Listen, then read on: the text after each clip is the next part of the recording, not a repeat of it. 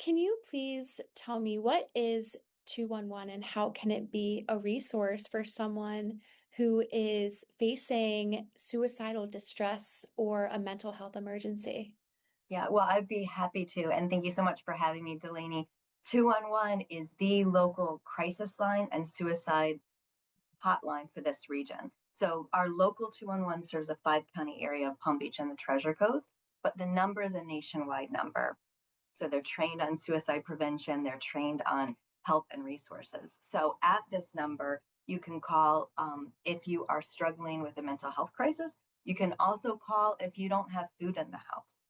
If your parent has just been diagnosed with a health condition and you're struggling to cope, or you've broken up with your boyfriend or girlfriend, all of those kinds of things, you can call and a caring person is available 24/7. What does the process look like when someone calls you guys, and what should we expect on the other line?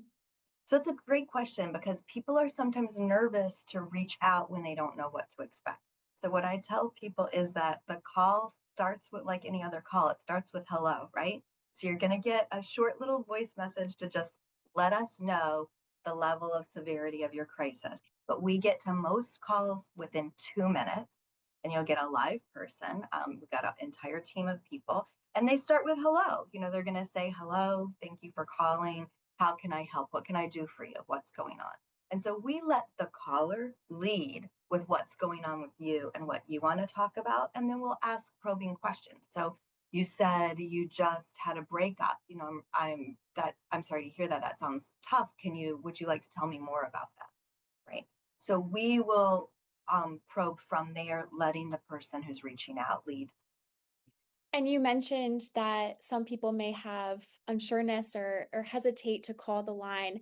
What's your biggest piece of advice for people feeling that way?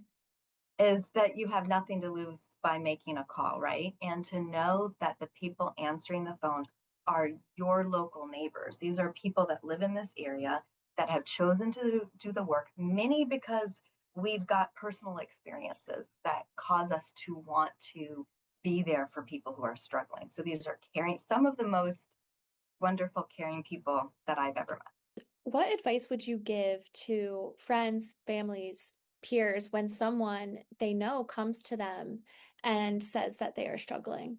So if someone you care about says that they're struggling, what you want to do is receive that right away and kind of slow down and make sure you're there and that they feel that you're there, and just lean in. I'm glad that you felt like you could share. I'm glad you shared that with me. Tell me what's going on. Let's sit down. I'm here. Do you need me to Would you like me to come over? Do you want to get a cup of coffee if you're not in person, right? Offering that personal connection and really being available to listen. So I want people to know that people care about you and people can be there for you if you open up a little bit and let them.